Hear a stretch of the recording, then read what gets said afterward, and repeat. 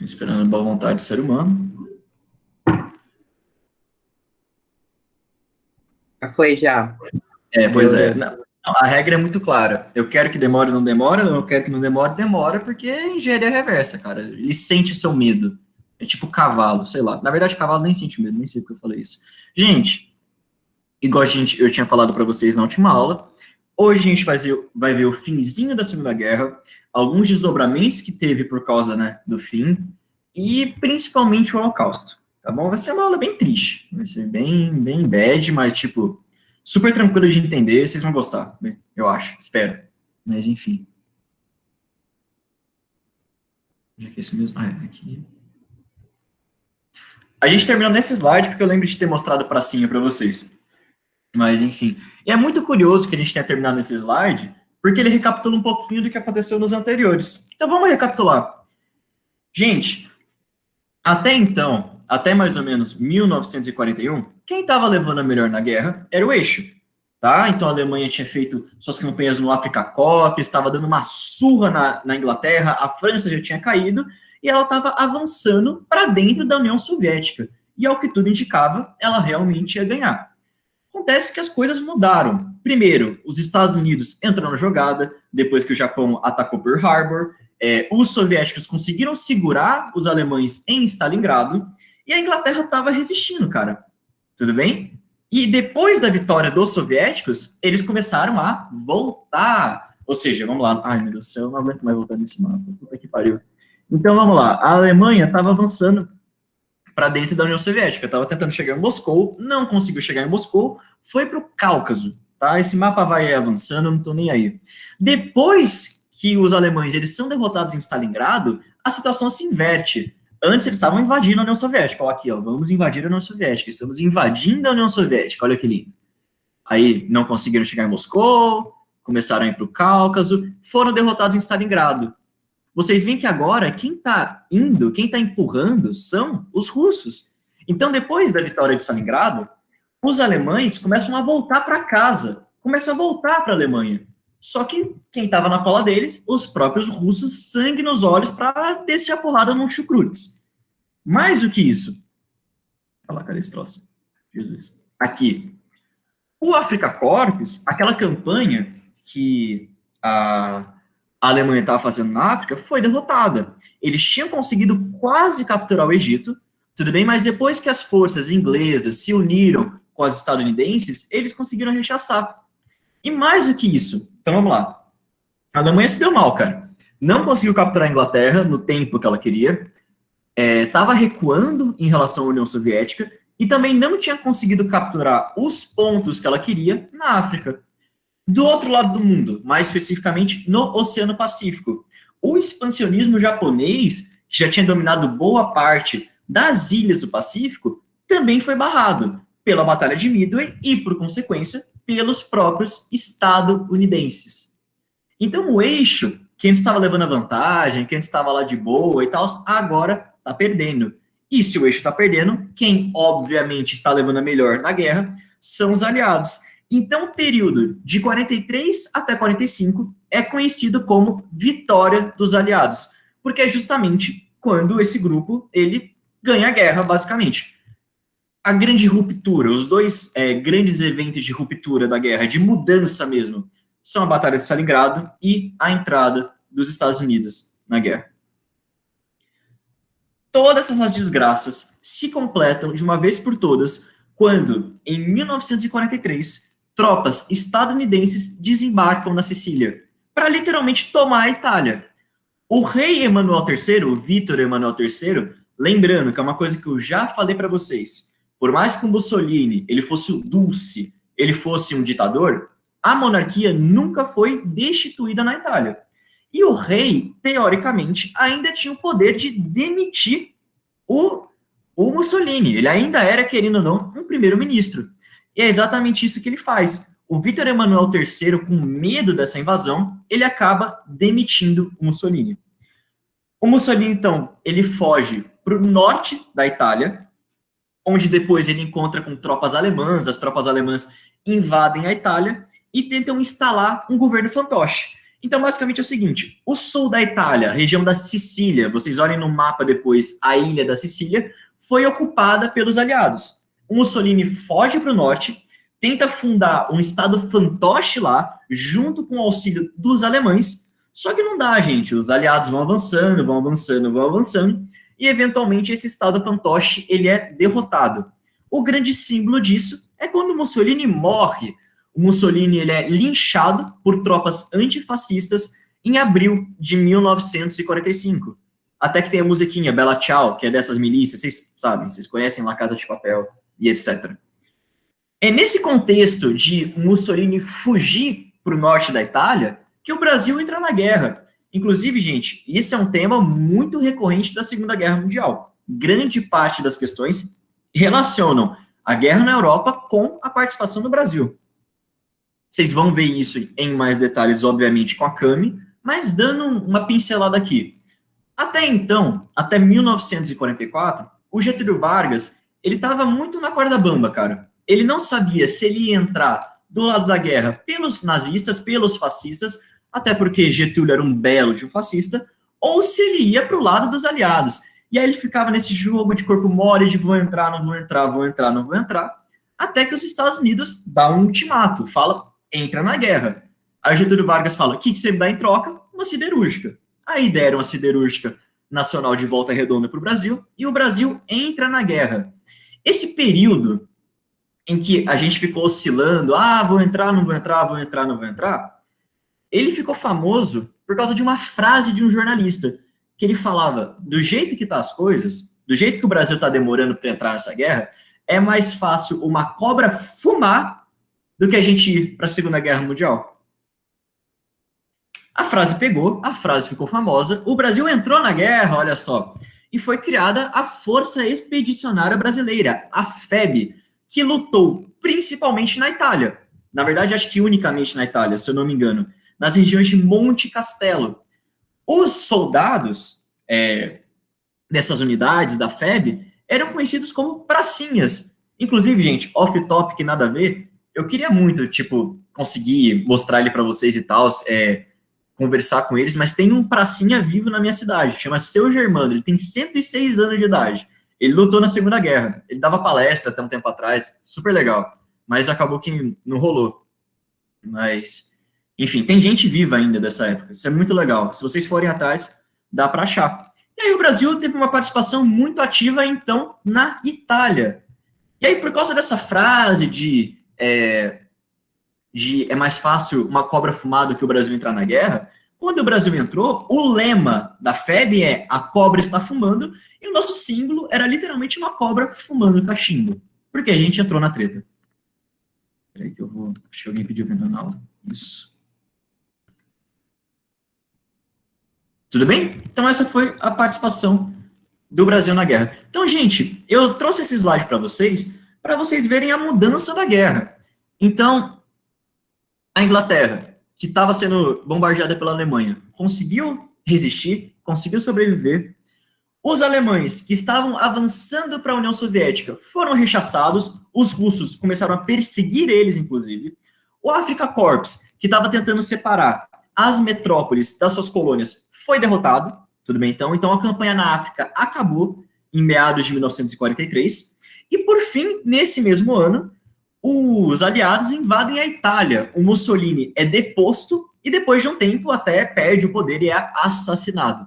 Então, é agora que a guerra dá aquela virada de uma vez. E, é óbvio, o expansionismo japonês também foi barrado pelos aliados. Ok? Alguém tinha mandado uma coisa no chat. Peraí, deixa eu ver.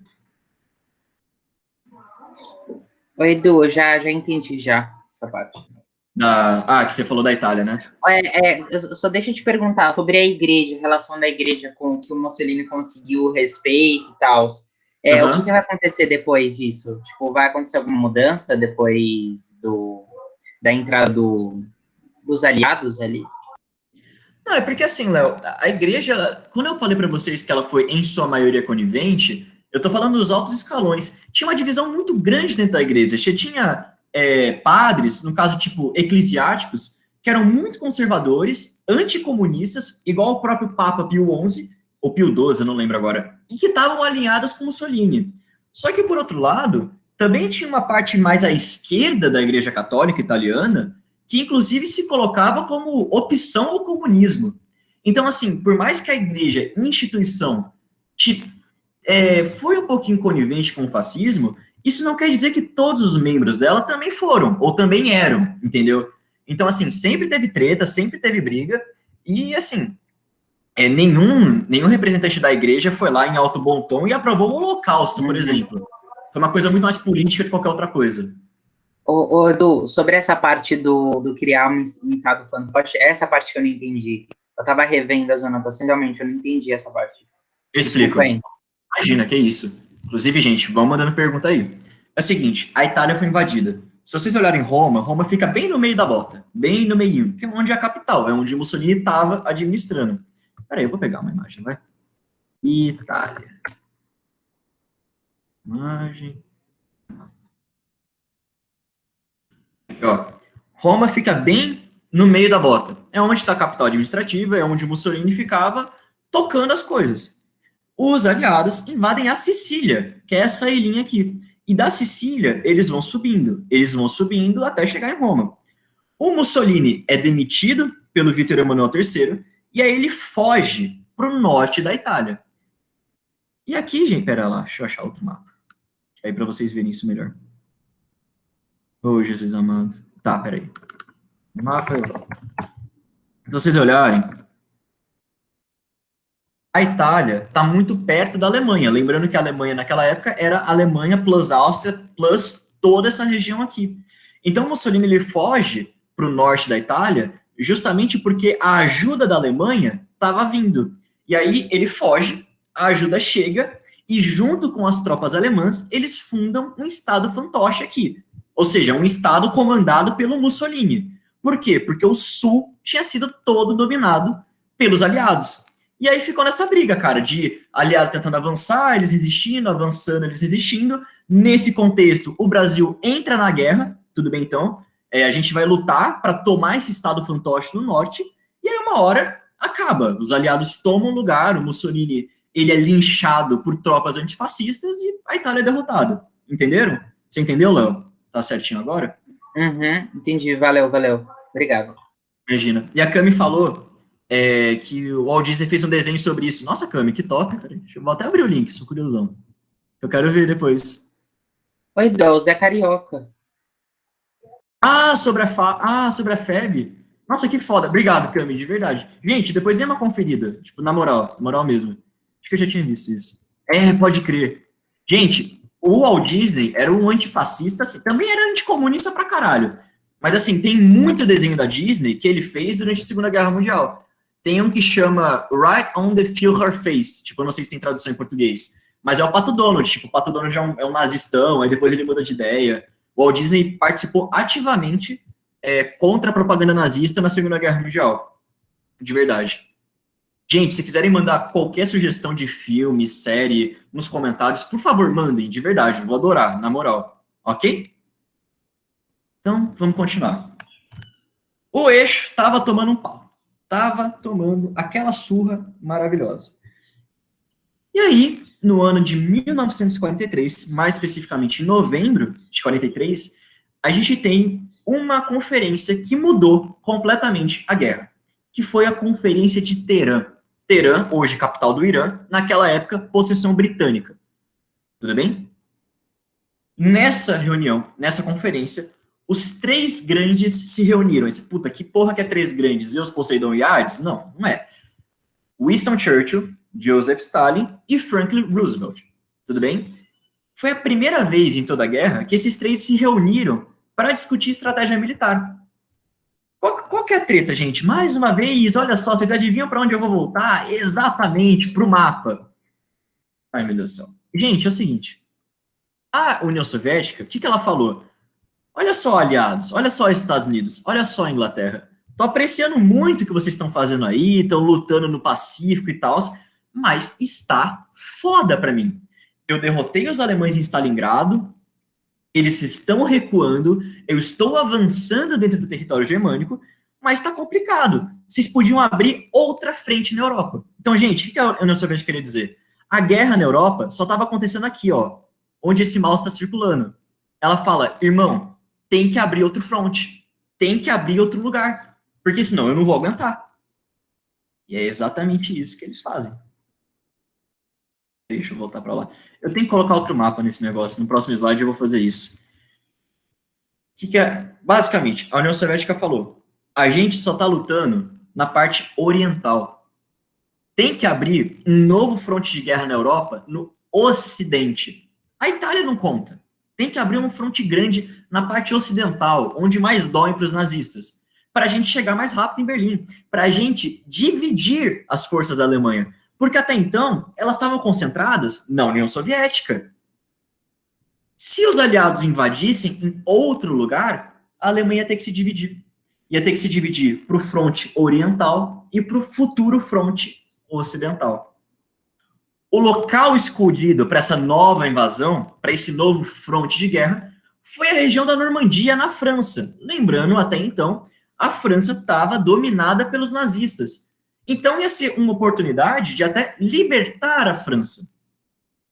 O verdadeiro lugar que essas tropas iam desembarcar era um segredo absoluto, gente. Tipo, literalmente, depois, se vocês quiserem, deem uma olhada em alguns documentários sobre o desembarque na Normandia, que é super interessante. Mas, assim, era um sigilo absoluto. Então, o que foi decidido na Conferência de Teherã? Os aliados, e quando eu digo aliados, é Inglaterra, Estados Unidos e a resistência francesa, que também estava na Inglaterra, eles iam abrir um novo fronte de guerra. Onde? Na França. Quando que essa invasão ia acontecer? Segredo absoluto. Ninguém podia saber. Ia ser a maior operação militar da história da humanidade. Ia acontecer em uma hora H, em um dia D. Então é por isso que chama dia D, inclusive, gente. Tipo, é o dia D, é um dia que ninguém sabe quando vai ser, porque é segredo, porque tem que ficar na surdina, porque tem que ser surpresa, tem que pegar os caras desprevenidos. O dia D acabou acontecendo no dia 6 de junho de 1944 e foi justamente a invasão massiva de aliados, ou seja, de ingleses, franceses e companhia, nas praias da França.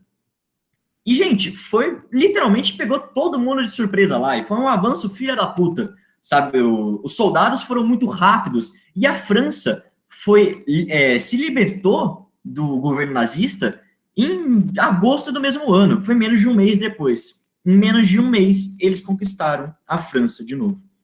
As tropas estadunidenses foram lideradas por um cara chamado Dwight Eisenhower. Por que eu estou falando isso para vocês? Porque depois do fim da Segunda Guerra Mundial, a gente teve uma coisa muito curiosa dentro da política do mundo.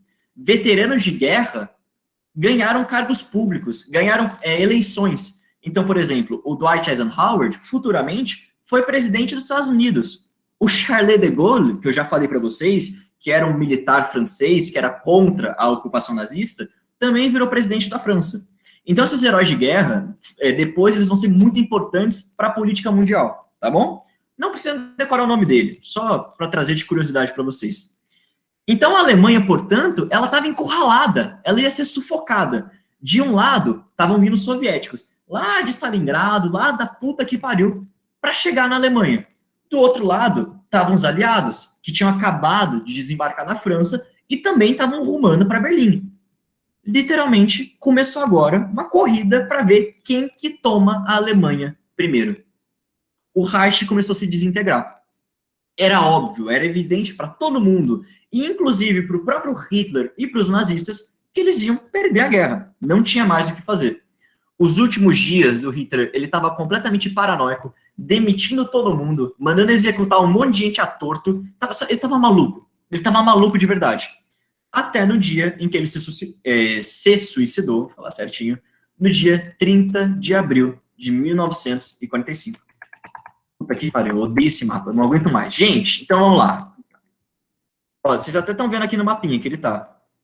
Os russos vieram daqui, do fronte oriental.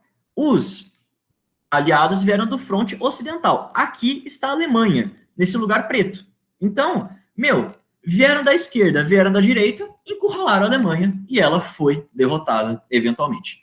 Ok? Eu vou deixar mais uma vez essa animação, porque vocês não cansaram de ver essa animação.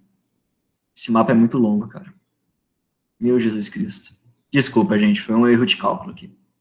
Bom, invadiram a Rússia, aí não conseguiram chegar em Moscou, aí foram para o Cáucaso, aí os aliados invadiram a Itália, perderam Stalingrado, peraí, não. Ó, o Africa Corps vai sumir daqui a pouquinho.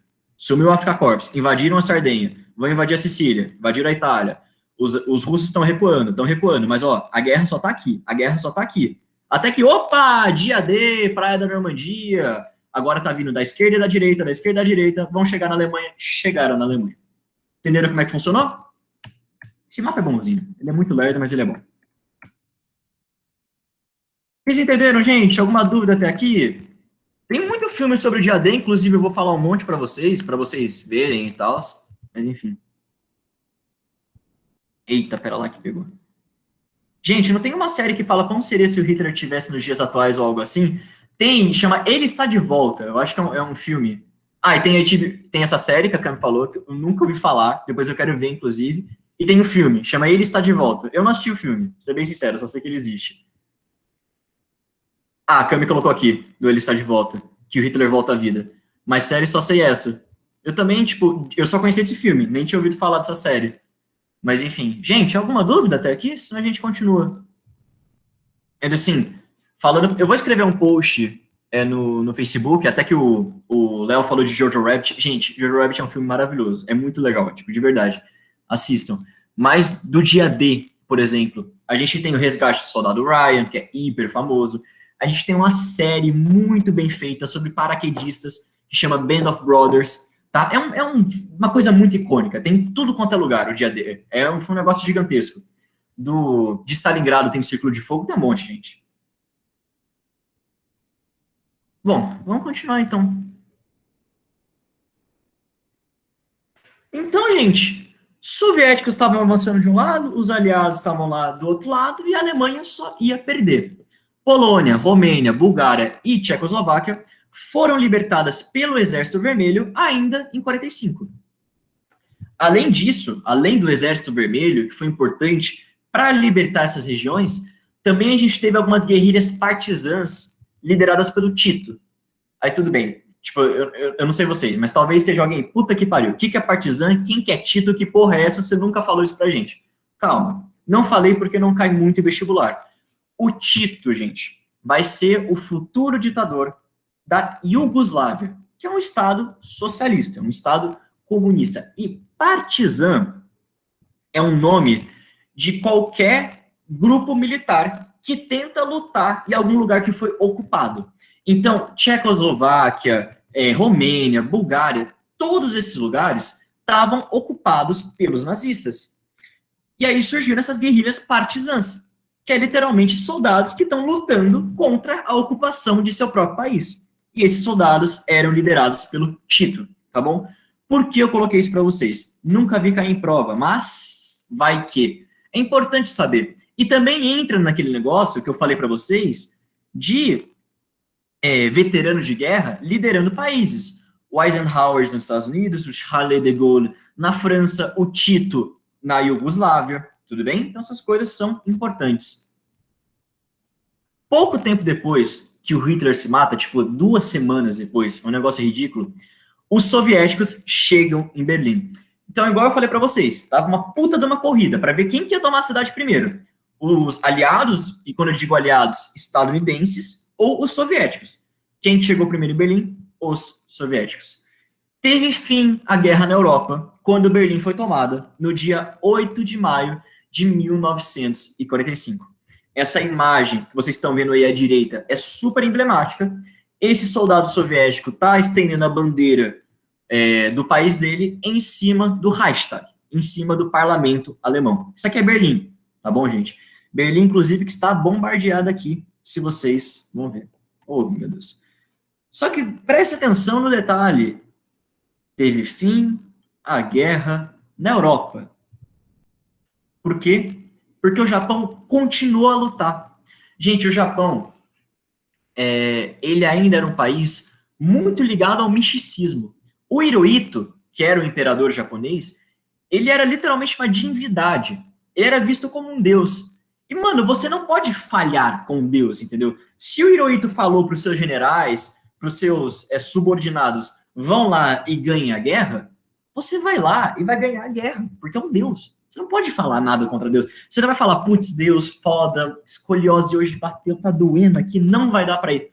Não é assim que funcionava. Então o Japão continuou na guerra por causa dessa visão de misticismo, tudo bem? O maior responsável pelo combate do Japão, das tropas japonesas, foram os Estados Unidos. A gente viu na Batalha de Midway, por exemplo, quem realmente segurou a barra no Pacífico foi os Estados Unidos. E chegou um momento, gente, que o Japão, literalmente, não tinha mais navio, não tinha mais marinha. E os aviões dele estavam sendo derrubados, o exército estava começando a se fuder, se fuder, se fuder. Então, as estratégias que o Japão estava adotando na guerra deixaram de ser racionais e foram caminhando cada vez mais para aquele fanatismo, misticismo maluco deles. É nesse momento que a gente tem os chamados ataques kamikazes. Vocês, obviamente, já ouviram falar disso, mas, enfim, só dando contexto para vocês. Gente, treinar um piloto é muito difícil mesmo, e é muito caro, e demora muito. Os pilotos japoneses, em específico, eles eram os melhores da guerra, eles eram muito bons, eles eram muito bem treinados. Qual que é o detalhe? Demorava 3 anos para formar um piloto. Só para vocês terem uma ideia, um piloto inglês da RAF, da Royal Air Force, demorava 6 meses para se formar. Por que isso? Porque o Japão realmente dava um foco. A aeronáutica deles era muito boa, os pilotos eram muito bons. Só que qual que era a merda? Não importava.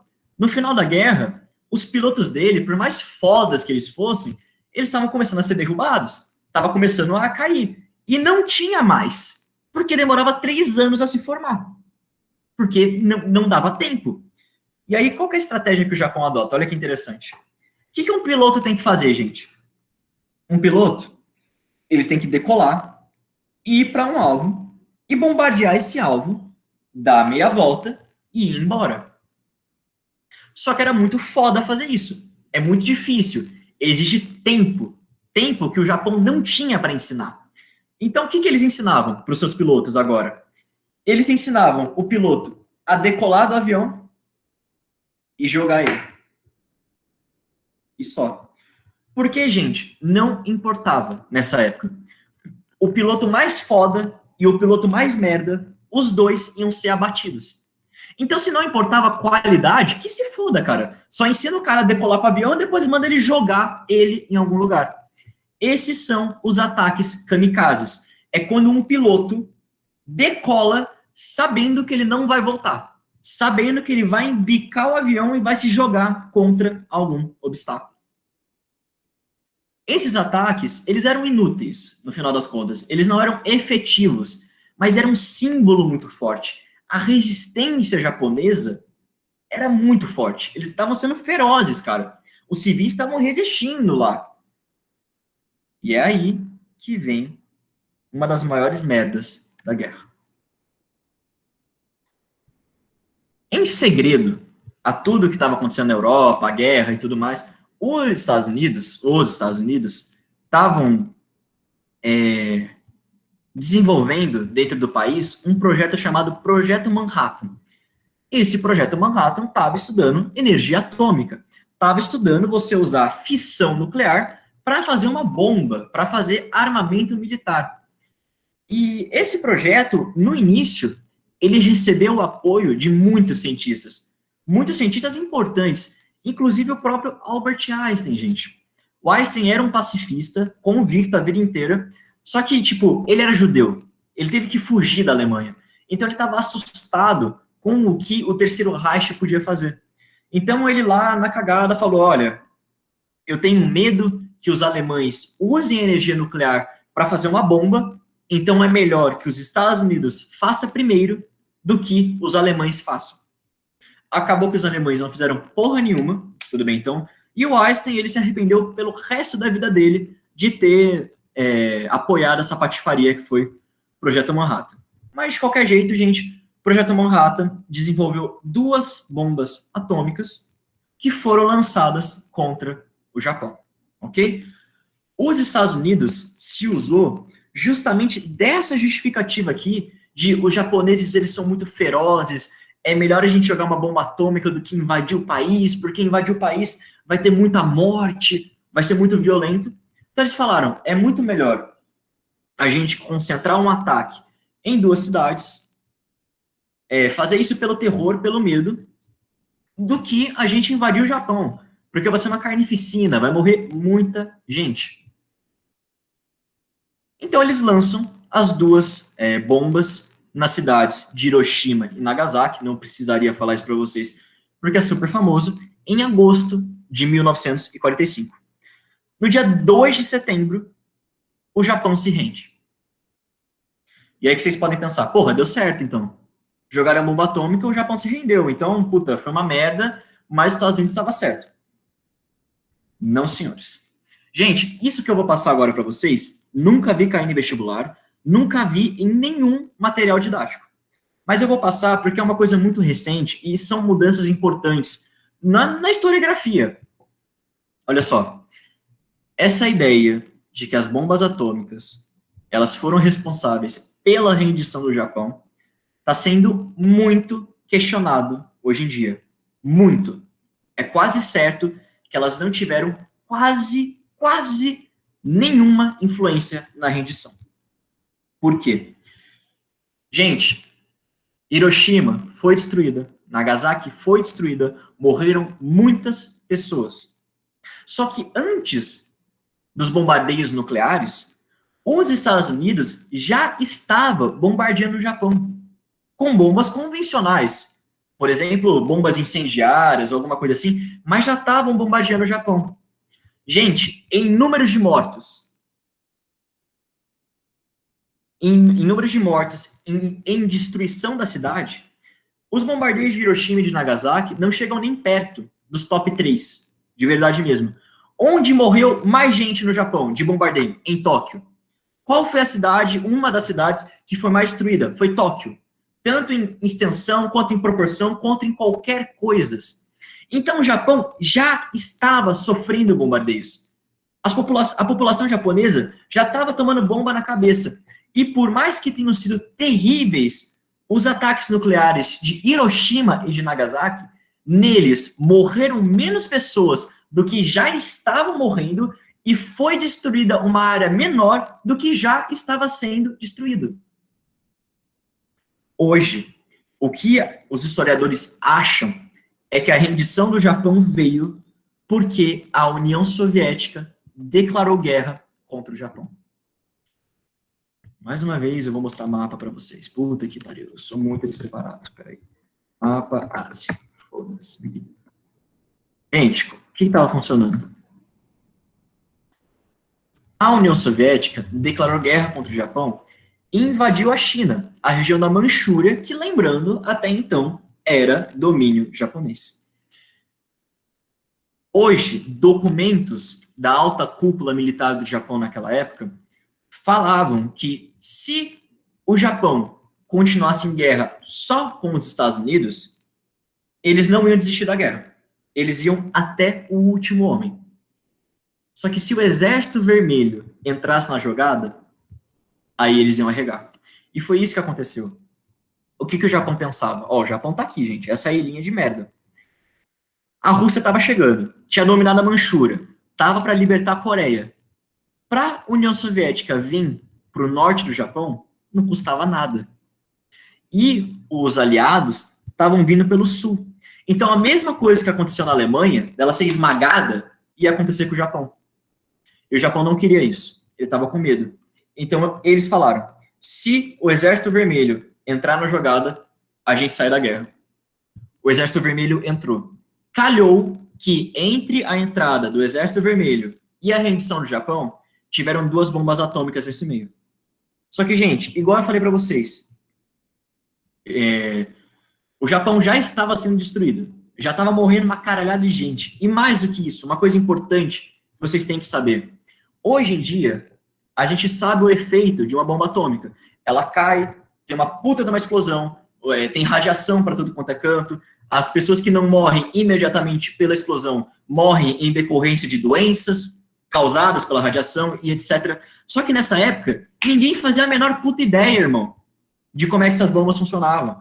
Então, a bomba caiu em Hiroshima, caiu em Nagasaki, e o Japão não tinha muita ideia do que era aquilo. Sabia que foi uma puta de uma explosão, que matou um monte de gente, mas não tinha a ideia do que realmente era uma bomba atômica.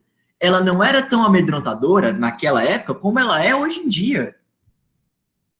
Então, hoje, na historiografia moderna, se pensa que o que fez o Japão se render foi a entrada da União Soviética na guerra. Porque até então, ela não tinha entrado.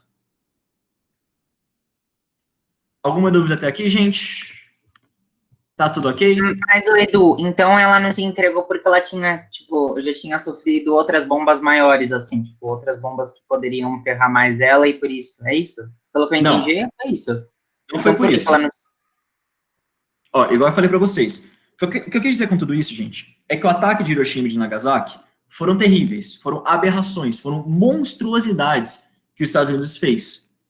Só que morreram nesses ataques menos pessoas do que em ataques anteriores, foi destruída uma área menor do que foi destruída em ataques anteriores, e mais do que isso, ninguém sabia dos efeitos verdadeiros da bomba atômica. O que eu quis dizer com tudo isso é que os ataques atômicos não foram decisivos por o Japão se render. Não foram.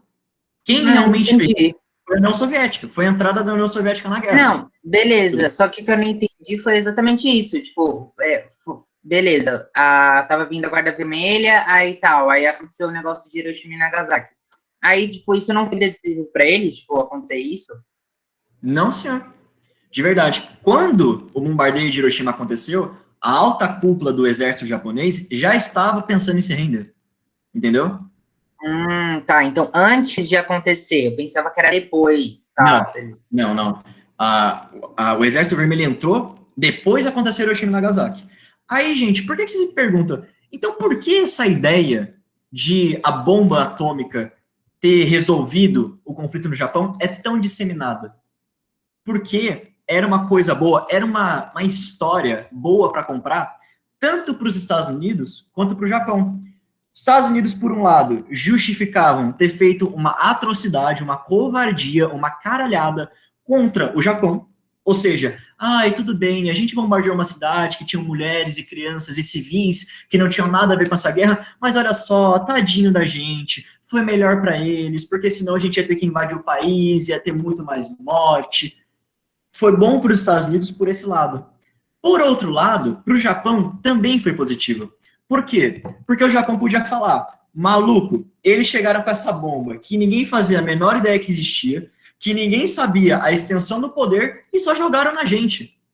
É como se fosse inevitável, entendeu? Tipo, puta, a gente não perdeu porque nós somos ruins, é porque chegou uma coisa externa que a gente não podia prever e a gente só perdeu.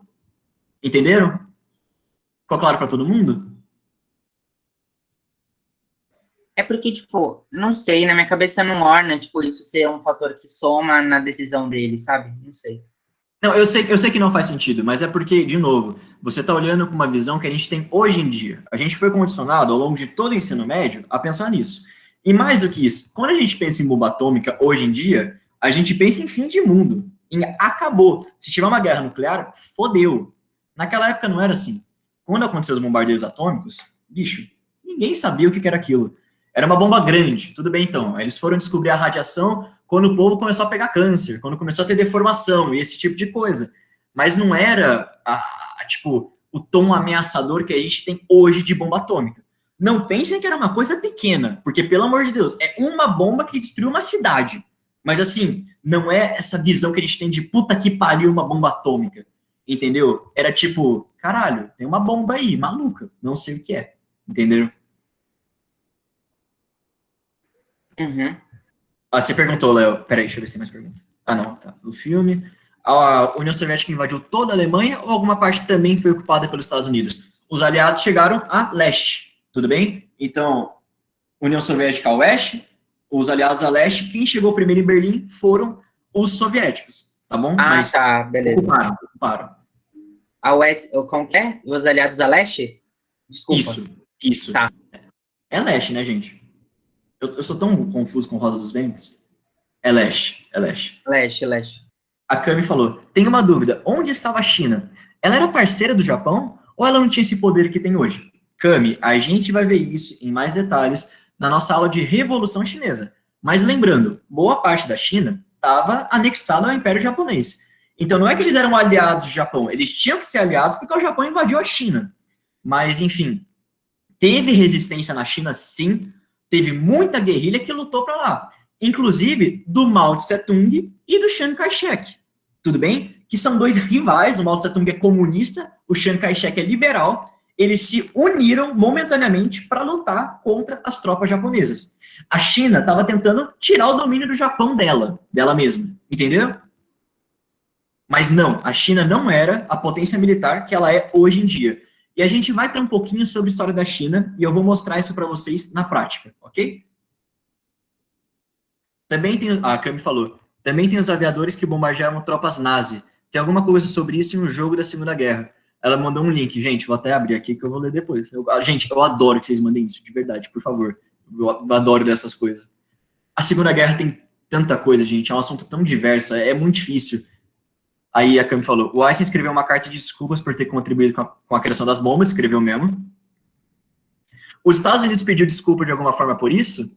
Ou devido àquele ataque de Pearl Harbor ficou elas por elas? Eles não admitem de nenhuma puta maneira que eles fizeram uma atrocidade.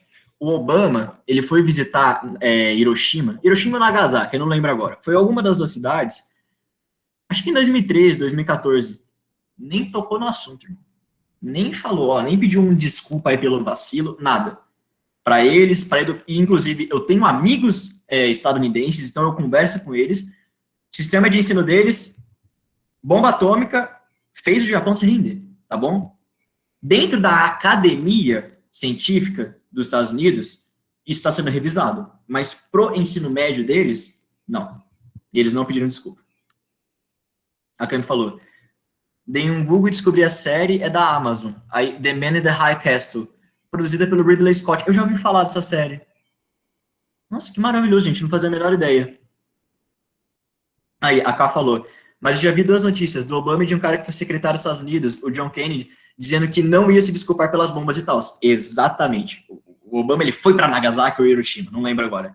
Ele estava lá, ele podia ter pedido desculpa, ele não pediu. Tá certinho, Cami, é isso aí mesmo.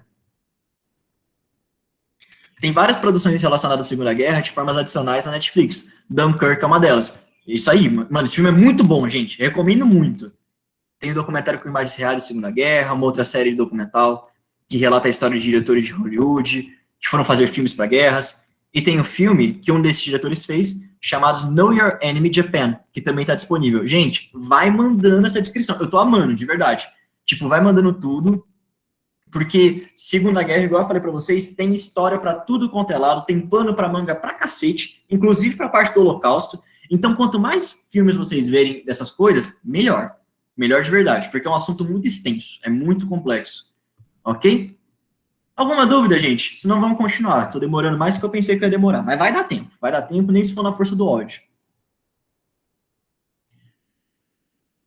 Nossa, gente, eu tô amando isso de verdade. Tipo, eu nunca ouvi falar desse Robert Capa. Tipo, na moral mesmo. Eu tô amando muito isso.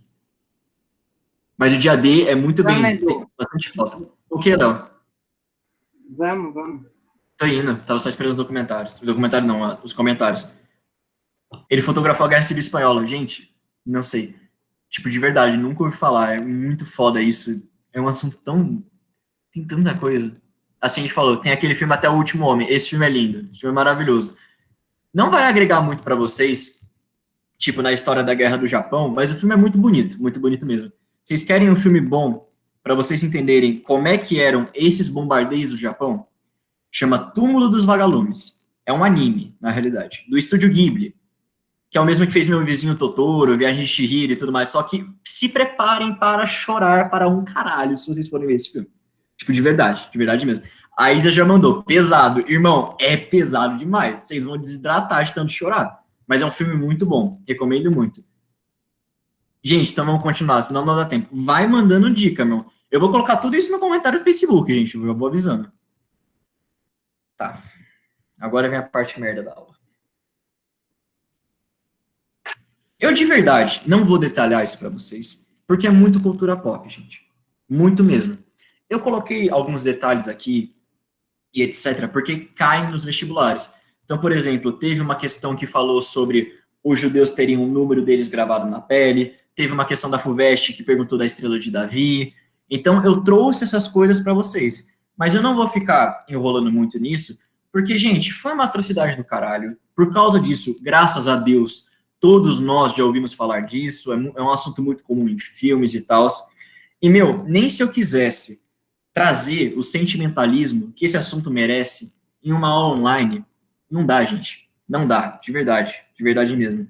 Então eu vou ser hiper pragmático aqui, tá bom? Então eu vou passar o holocausto, como foi e tal, mas não vou me aprofundar porque você já sabe, tipo, todo mundo já viu isso.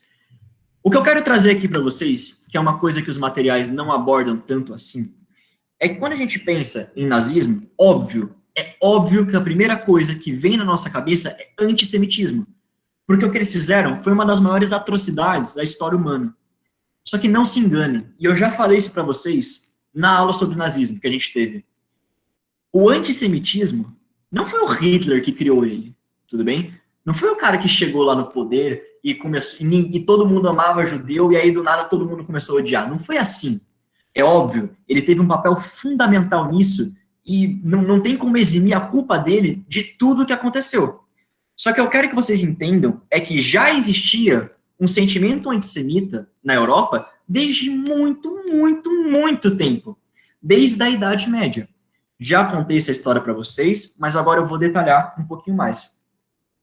Gente, na Idade Média, assim, achavam que judeu dava azar. Era uma coisa super, super preconceituosa mesmo.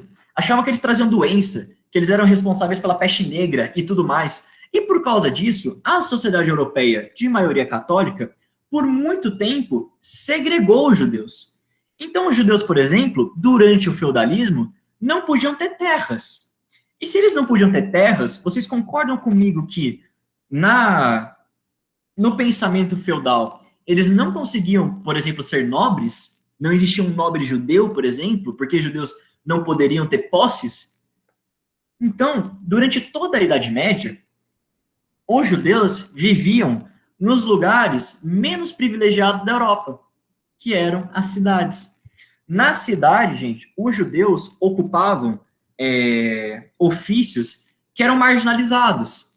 Eles eram banqueiros, eles eram médicos, eles eram advogados, por exemplo, que, de novo, naquela época, o que mandava mesmo, o que dava grana, dava prestígio, era você ter terra, que era uma coisa que os judeus não tinham. Só que com o tempo, a Idade Média acabou, o feudalismo acabou, e as pessoas voltaram para as cidades. E aí os judeus que exerciam essas profissões que eram marginalizadas, agora o jogo virou. Agora os médicos começaram a ser valorizados, os advogados começaram a ser valorizados, e essa tradição dos judeus de serem banqueiros conferiu a eles, a grande maioria deles, uma aptidão muito forte com negócios. Os judeus eram muito bons nisso. Não por uma coisa inata, mas porque eles foram condicionados a ser assim. E aí eles começam a enriquecer, gente. Porque é natural. Tudo bem, é um processo histórico. Antes, a profissão que eles exerciam desde sempre, elas eram marginalizadas, agora elas estavam em alta. Só que o povo da Europa não levava isso muito bem. Não encarava isso muito bem. E aí, ao longo de toda a Idade Moderna e boa parte da Idade Contemporânea, a gente teve, na Europa, os que foram conhecidos como pogroms. Gente, pogrom é literalmente um genocídio, tá bom? Então, por exemplo, a gente teve um pogrom na Rússia, em 1800 e pouco. O que quer dizer isso? O governo russo fala, judeus, não quero vocês no meu país, vão embora. Os que vão ficar, eu vou matar. E foi isso. E era super comum, super comum. E a Alemanha, especificamente, carregava esse espírito antissemitista desses pogroms, dessas perseguições, desde essa época. Gente, eu sei que é um estereótipo, mas é um estereótipo que tem um fundinho de verdade. Os judeus, eles são conhecidos por não terem posses, tipo, eles não têm imóveis, eles não têm casas, eles não têm terrenos. Judeus, a riqueza dos judeus é muito concentrada em joias. Então, em barras de ouro, em diamantes e etc. E por que isso? Olha como é foda, gente. Porque vocês concordam comigo que é muito mais fácil você vender um diamante do que uma casa? E que, se você não conseguir vender o diamante, pelo menos você consegue levar ele com você? A casa não. A casa é física, você tem que deixá-la lá. Por que eu tô falando isso para vocês? Para vocês verem que a perseguição dos judeus vem desde sempre. O antissemitismo é antigo na Europa. Eles eram tão perseguidos que eles tinham que mudar de país em país quase que o tempo todo. Então, eles criaram esse hábito de carregar riquezas pequenas, porque se eles fossem expulsos do país que eles estavam, pelo menos eles não perdiam tudo. Pelo menos eles conseguiam carregar riqueza com eles e recomeçar a vida em outro lugar. De novo, mesmo assim, isso não quer dizer que o Hitler não teve papel fundamental na expansão do antissemitismo na Alemanha, porque ele teve, esse sentimento foi muito, muito amplificado com o nazismo. Os judeus eram tratados como sub-raça e, especialmente, gente, no século XX, tiveram muitos médicos, cientistas e o caralho a quatro alemães que estavam tentando justificar isso. Aquela coisa do darwinismo social, do cientificismo. Eles eram considerados avarentos por natureza e que deveriam ser literalmente segregados dos puros. E essa segregação, obviamente, aconteceu. Só que também entendo, e óbvio, vocês sabem disso, não foi uma coisa do dia para a noite, tudo bem? Então, não é tipo assim, quarta-feira estava tudo bem, quinta-feira construíram Auschwitz. Não, tá? Essa repressão começou devagar, foi muito devagar e foi muito gradual. A Alemanha e todo o aparato estatal do país, todas as instituições do país, executivo, legislativo, judiciário e os caralhos, se tornaram o que ficou conhecido como Estado genocida, onde a própria burocracia do país, ou seja, as suas leis, as suas normas, elas foram usadas para justificar o que eles iam fazer com os judeus. Por exemplo, as universidades não aceitavam mais judeus. Os professores que eram judeus começaram a ser demitidos. Os estudantes que fizeram mestrados e doutorados, que eram judeus, tiveram essas pesquisas canceladas. Pouco a pouco, os judeus não podiam mais ocupar as mesmas profissões que alemães. Então, profissões de mais prestígio social começaram a ser obrigatoriamente ocupadas apenas por arianos. Começou desse jeito. Aí, os bens dos judeus, como as fábricas que eles tinham, suas lojas, seus estabelecimentos, começaram a ser confiscados. Em 1938, a gente tem um evento emblemático, gente, que é a chamada Noite dos Cristais, que é quando, literalmente, os nazistas colocaram a SS e a Gestapo para quebrar, para tomar toda e qualquer loja que fosse de um judeu. Eles não podiam mais ter. Foi confiscado. Mas o caralho, problema seu. Não tinha conversa, tá? Depois das Noites dos Cristais, os judeus tiveram que começar a usar identificação. Eles tinham que se identificar como judeus. E é aí que vocês estão vendo essa foto à direita, que é essa estrela no peito, que é a estrela de Davi. Todo judeu acima de 12 anos tinha que usar ela no peito obrigatoriamente. Começou a ter toque de recolher, então o judeu não podia, por exemplo, andar na rua depois das 8 da noite, por exemplo. E aí começou a grande merda, gente. Prisões ficaram comuns, completamente arbitrárias, e o plano inicial da Alemanha para resolver a praga judia era deportar todo mundo. Então, tipo assim, olha, eu não quero ver judeu na minha frente, vai todo mundo embora da Alemanha. Só que esse plano, ele foi considerado ineficiente demais. Então, guardem muitas aspas. Gente, na prática, o que é isso?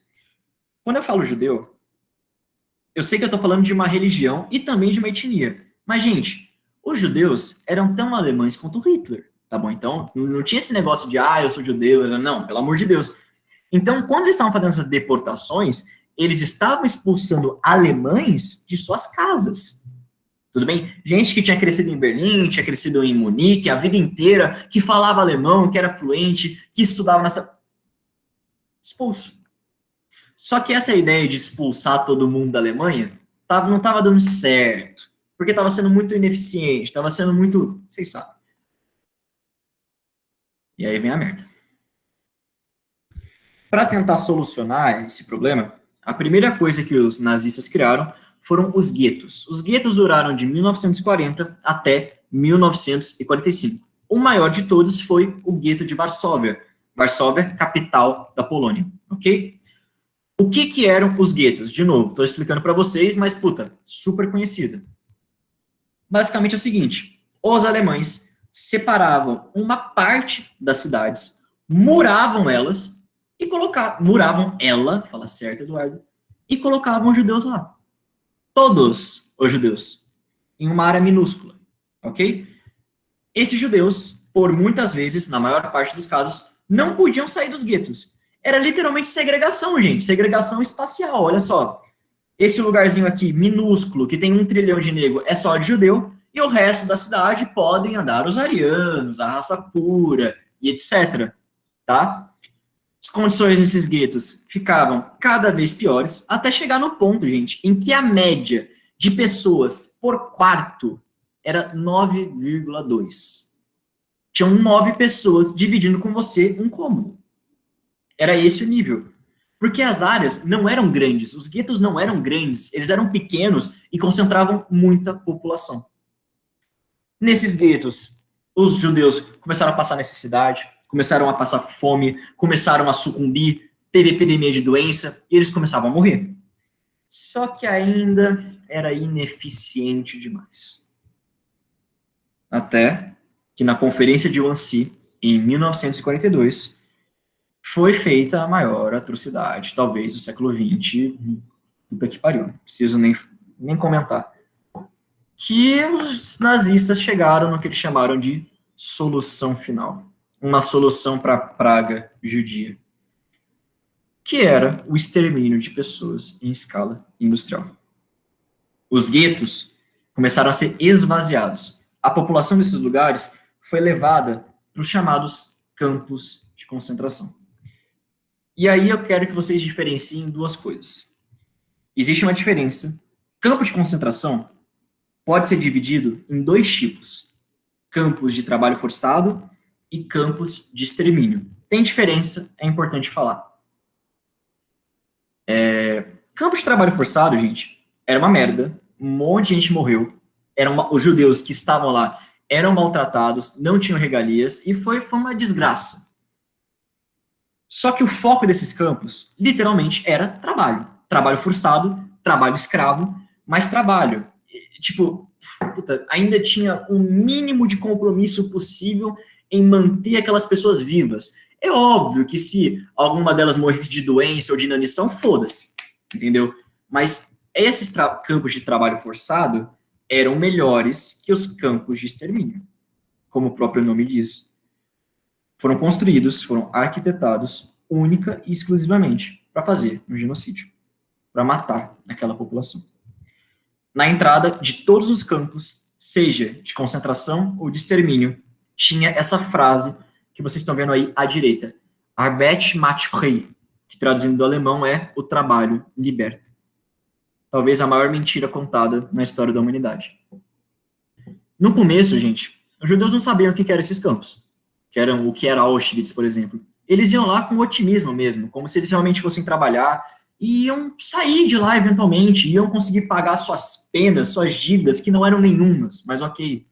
Então o povo ia lá com mala, literalmente com esperança. Conforme o tempo foi passando, é óbvio que os horrores desses lugares foram chegando a ser descobertos. Essa entrada aqui é do campo de concentração campo de trabalho forçado de Sachsenhauer. Fica na Alemanha, perto de Berlim. Esse aqui é Auschwitz. Então, a mesma frase, vocês estão vendo aqui. Ok? Os prisioneiros que iam para esses campos, independente de quais fossem, eles eram transportados em vagões de trem que eram usados para animais. Quase sempre lotados. E, gente, muita gente morria nesse caminho, tudo bem? Muita gente mesmo. Eles ficavam dias nesses vagões, sem alimento, sem pausa, sem porra nenhuma, só ia. Eu não preciso falar para vocês, tipo, de verdade, o quão desgraçado foi essa barbárie. E é muito foda ter essa aula online, porque não passa o que tem que passar, o impacto que deveria ser. Mas, enfim. Quando eles chegavam nos campos, independente de quais fossem trabalho forçado ou concentração, eles eram marcados na pele, os judeus, com um número, que era a identificação deles.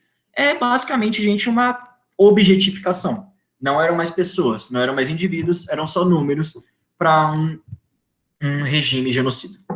Ok? Os maiores complexos nazistas de extermínio não foram erguidos na Alemanha, foram erguidos fora da Alemanha, porque eles são sádicos até nisso, né? Eles não queriam ver a barbárie na frente deles. Foram erguidos principalmente na Polônia, o maior de todos, Auschwitz-Birkenau. Auschwitz, especificamente, era um campo de trabalho forçado. Birkenau era de extermínio. É que a gente considera tudo Auschwitz, entendeu? É como se é uma metonímia, sabe? A parte pelo todo. Então, Auschwitz era tudo, mas não era. Tinha diferença. Os judeus que iam para Auschwitz, teve uma taxa de sobrevivência maior dos que foram para Birkenau. Ok?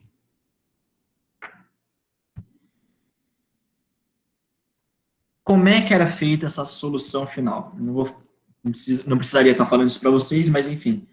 Para ser o mais rápido possível, literalmente industrializar a morte, fazer ela em escala fabril, em escala sistemática, eram feitos com envenenamento por gás, um gás chamado Zilon B. Então, é aquela história que a gente sempre viu em filme. Eles pegavam os grupos de prisioneiros, levavam eles para uma marcha ou qualquer coisa assim, e aí falavam que eles iam, antes de passear, eles iam tomar banho. E aí mandavam eles para um vestiário. E até então, tudo normal. Com a diferença que esse vestiário era no subsolo. Até aí, sei lá, vai que, né? Aí eles tiravam a roupa, se despiam e entravam num cômodo. Esse cômodo era a câmara de gás, a porta era selada e vocês sabem o resto. Não preciso falar para vocês. Como é que funcionava essa seleção? Quando os prisioneiros chegavam nos campos, de novo, eles recebiam o número deles, só que mais do que isso, também era feita uma seleção para literalmente ver quem que ia para o campo de trabalho forçado e quem que ia para o campo de extermínio, cara.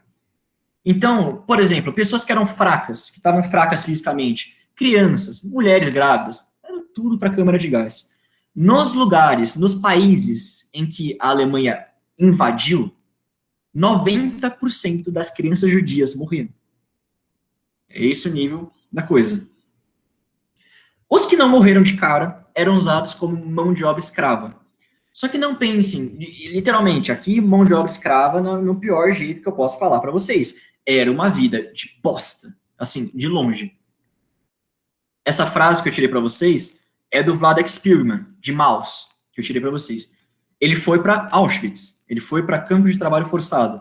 Ele falava, comendo tudo que eles davam, se conseguia só demorar um pouco mais para morrer. Então, de novo, tudo bem, esses campos de trabalho forçado tinham um maior compromisso em manter essa população viva, porque elas tinham que trabalhar, mas não noie, não pense que era, porque não era. Bom, nas câmaras de gás foram executados principalmente judeus, mas é uma coisa que, graças a Deus, hoje está bem conhecida, não foram só judeus. Pessoas de origem eslava, lembrando, eslavos, sérvios, russos, etc., poloneses, ciganos. Gente, em questão de proporção, morreram tanto ciganos quanto judeus. Morreram quase 30% da população cigana. Foi um negócio absurdo, absurdo.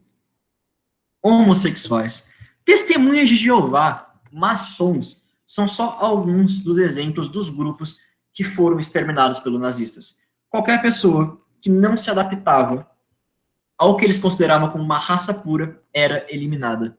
E isso, gente, incluía até mesmo deficientes físicos. Então, um alemão, nascido na Alemanha, ariano, de olhinhos azuis, cabelos claros, loiro, etc., se ele fosse inválido, se ele fosse deficiente, ele ia para a câmara de gás e foda-se. Era assim que funcionava. Nesses campos, como literalmente a população que estava neles era descartável, Um monte de experimento sádico, médico, foi realizado. O mais famoso médico que realizou esses experimentos foi o Joseph Mengele, que realizava com gêmeos. Então, puta que pariu. O que acontece se eu colocar gasolina no sangue dessa criança? Era exatamente isso que ele fazia. Esse filho de uma puta morreu no Brasil. Ele não foi julgado, ele não foi condenado, ele morreu aqui. Caralho, essa aula tá longa, mas enfim. E aí, eu quero trazer, porque não tem jeito de eu ilustrar isso para vocês. Eu sei que vocês já sabem como é que funcionava, mas eu quero trazer de qualquer jeito. Nessa parte, porque eu gosto muito dessa descrição do mouse, ok?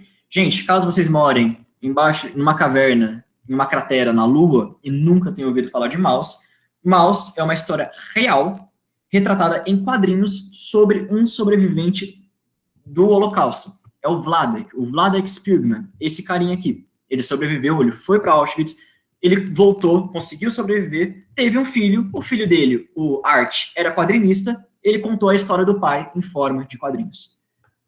Então, aqui ele está descrevendo como é que era o assassinato. Quando os russos se aproximaram, quando a Alemanha estava sendo derrotada, portanto, e os soviéticos estavam chegando em Auschwitz, por exemplo, os alemães começaram a se preparar para fugir de Auschwitz.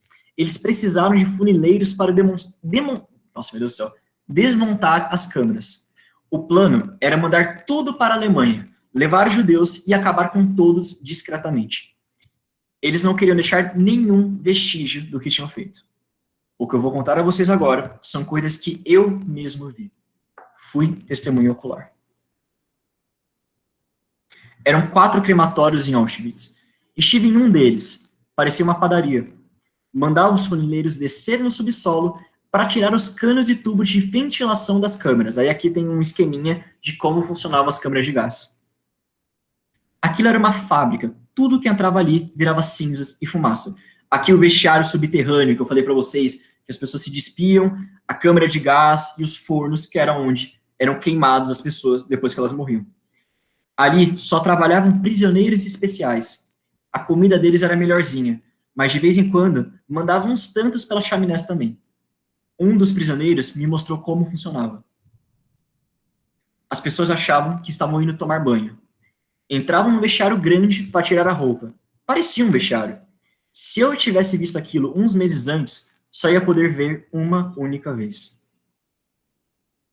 Quando todos entravam na sala dos chuveiros, a porta era fechada hermeticamente e a luz apagava.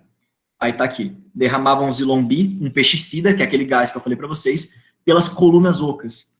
Devorava de 3 a 30 minutos, dependendo da quantidade de gás, mas logo não tinha mais ninguém vivo.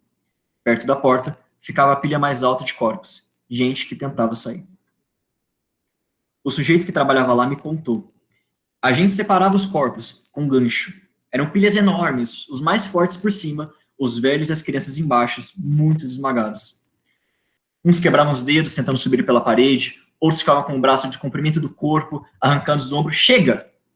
Eu não queria mais ouvir, mas ele continuou. Arrastavam os corpos para o elevador, e de lá para o forno. Eram vários, em cada um queimavam 2 ou 3 por vez. Foi num lugar assim que acabaram com meu pai, irmãos, irmãs. O que eles estavam fazendo ali? Cavando trincheiras para se defender dos russos? Trincheiras nadas, estão cavando covas. Isso começou em maio e foi até o fim do verão. Estavam trazendo os judeus da Hungria. Era gente demais. E aí fizeram esses poços.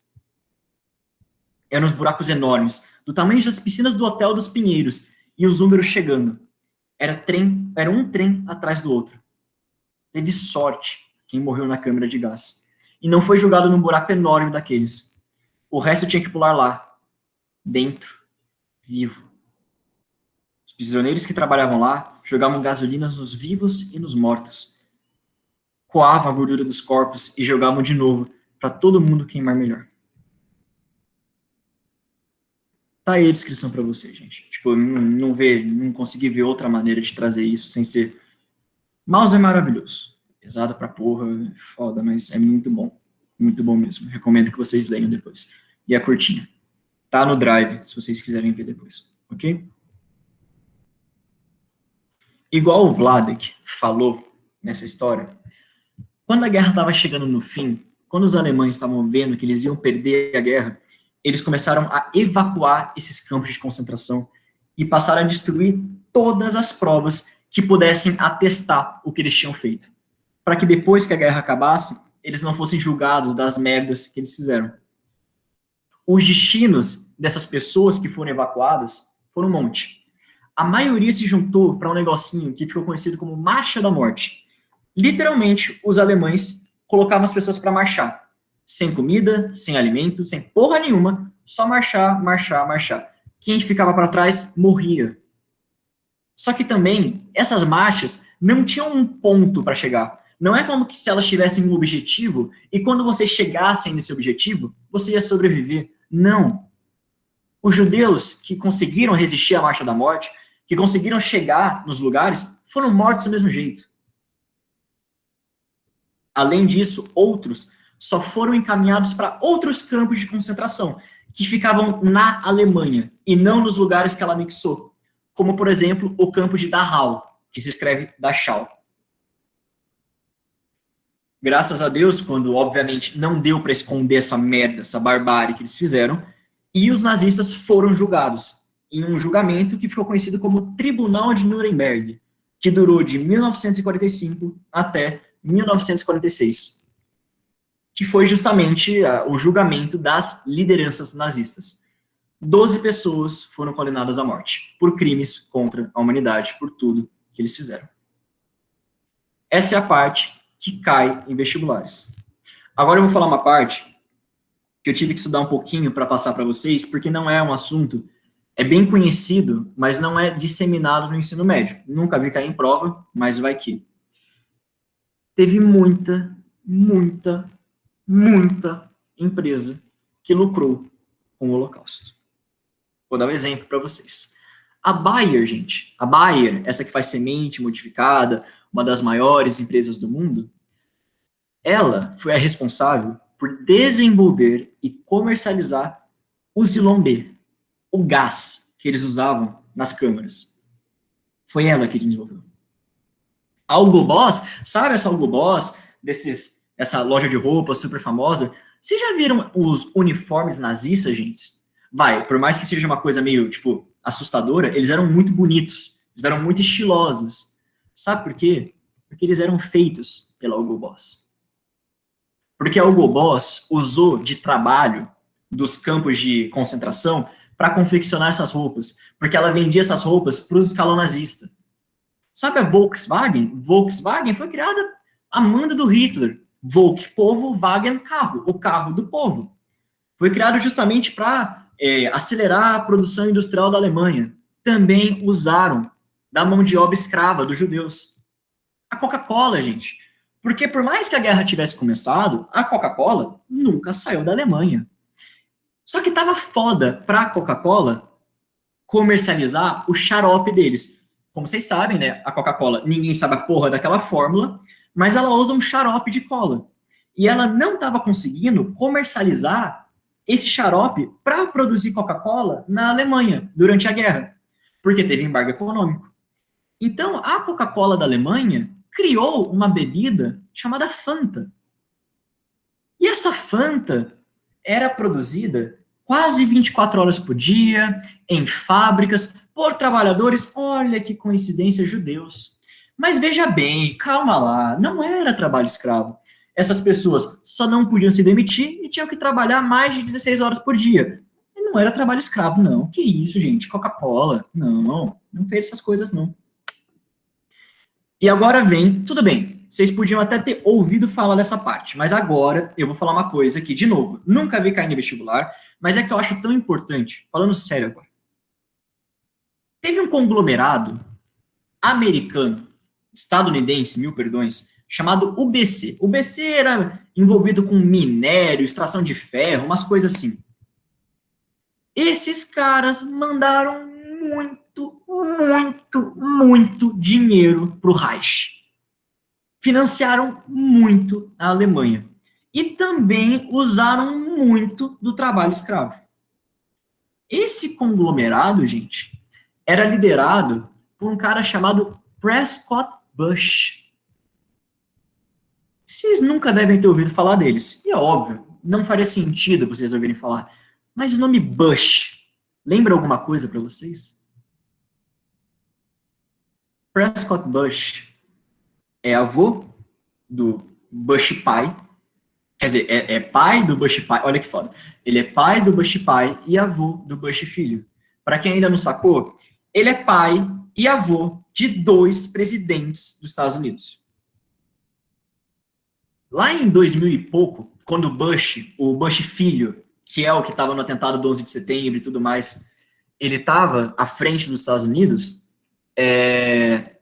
2 judeus processaram a família dele porque eles foram usados como mão de obra escrava para essa desgraça dessa empresa. Sabe o que aconteceu? Nada. Bush era presidente dos Estados Unidos. Sabe o que aconteceu com a Hugo Boss? Com a Bayer, com a Volkswagen, com a Coca-Cola. Teve o Tribunal de Nuremberg. Foram executadas 12 pessoas condenadas à morte. Mas para essas empresas, nunca chegou. Tem muito mais. Okay? Muito mais empresa que foi envolvida com o Holocausto. Vocês não têm ideia. Mas, gente, por favor, eu não quero que o clima dessa aula pese, eu sei que foi muito pesado, mas, assim, eu acho que a gente pode ficar aliviado que a gente aprendeu com nossos erros, ok? O nazismo, essa barbárie, essa aberração que foi o regime do Hitler, a gente estudou na história, e a gente não está repetindo ele hoje em dia. Hoje, quando a gente olha esse tipo de regime, a gente tem aversão, a gente tem nojo, e o nazismo, com toda a certeza do mundo, foi superado. Nós aprendemos a nossa lição, nós estudamos a história. Hoje, a gente tem uma noção melhor do que é realmente ser humano, dos direitos humanos, da gente ter um bom convívio com os nossos próximos, com os diferentes, e isso inclui de tudo, gente. Desde imigrantes, desde homossexuais, desde os próprios judeus, a gente realmente mudou para melhor. O nazismo não faz parte mais da nossa vida, graças a Deus. E, obviamente, muito menos ele está perto do nosso governo.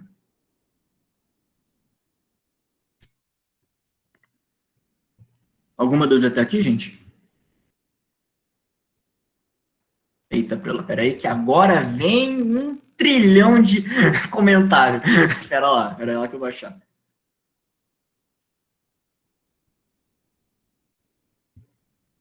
Aí o Léo falou para colocar no Jojo Rabbit.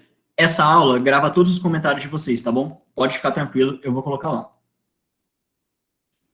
A Cindy me falou, esse tema me lembrou muito o filme A Vida é Bela, que me fez chorar igual um desgraçado, e o Diário de Anne Frank. O Diário de Anne Frank é maravilhoso, gente. De verdade mesmo. Eu recomendo muito a leitura.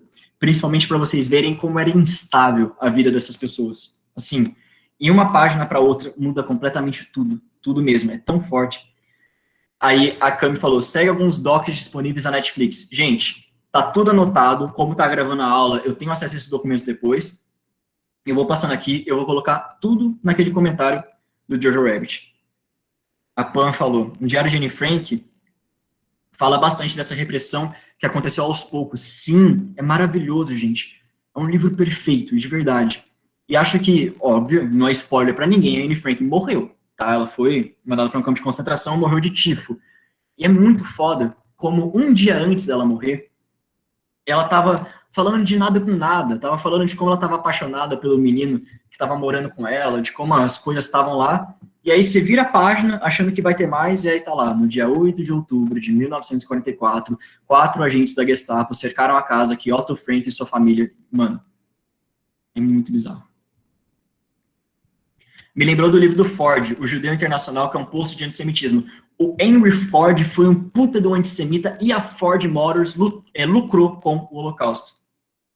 Gente, o que vocês acham de colocar em recomendações em um doc compartilhável? Vocês que mandam. O que vocês falarem, eu vou colocar, de verdade. A Cam mandou uma notícia. A Cindy falou, tem a lista de Schindler, que me fez chorar igual um desgraçado também. A Cami falou, o Einstein também foi deportado e expulso? Sim. Ele dava aula na Universidade de Berlim, teve que ir embora, teve que fugir da Alemanha. Brasileiro descrevendo horrores de campos de concentração, gente, vai mandando tudo. A Cami falou, nossa, o Nerd Tour no campo de Auschwitz é tenso demais. Gente, vejam um vídeo do Cadê a Chave? Tem 8 minutinhos, mas é um soco na cara. A Cindy falou, eles também mediam o corpo das pessoas, não é? Para determinados padrões estabelecidos para a raça ariana ou algo assim. Sim. Gente, meus queridos futuros franciscanos e franciscanas, vocês vão estudar na universidade um negócio chamado antropologia italiana, que é exatamente isso. Achava que, tipo assim, a razão craniana, orelha de abano, ou qualquer merda assim, predisporia a fazer crime. E assim como teve essa escola, também tiveram as pessoas que falavam, não, porque se tem essa característica de judeu, eles são propensos a ser mais avarentos, a cometerem mais crimes. É ridículo, é ridículo.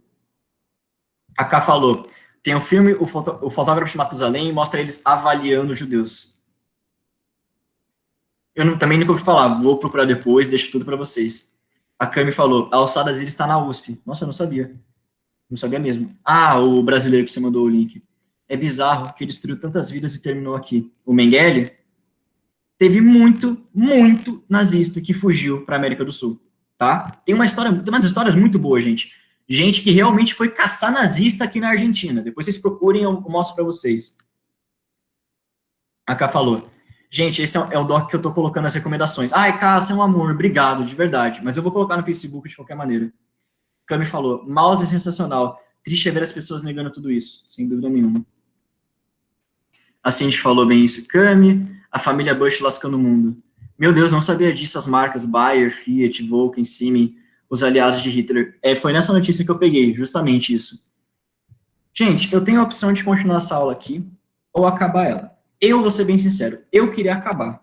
Mas vocês que mandam, eu sei que vocês estão cansados, e eu sei que agora deve estar fora de absorver. Deve estar fora de absorver. Então, sim, já é 6 horas. Meu, a gente continua na próxima aula, tá bom? Então, eu vou ter que dar uma corrida, beleza? Mas, tipo, a gente termina. Falta pouquinha coisa. Gente, vocês gostaram? Eu quis trazer coisa nova para vocês. Algumas coisas que vocês não tinham visto, que fugiam um pouco do comum. Mas, enfim. Espero que vocês tenham gostado da aula, gente. De verdade. Mas é isso, na real. Ah, listinha. Vão ser 2. Uma do Holocausto, outra do fim da guerra, tá bom? A do Holocausto tem mais ou menos 8 exercícios. A do fim da guerra também vai ter por volta de 8, tá? Falei para vocês que ia ficar um pouquinho maior. Beleza? Menino, a gente não tinha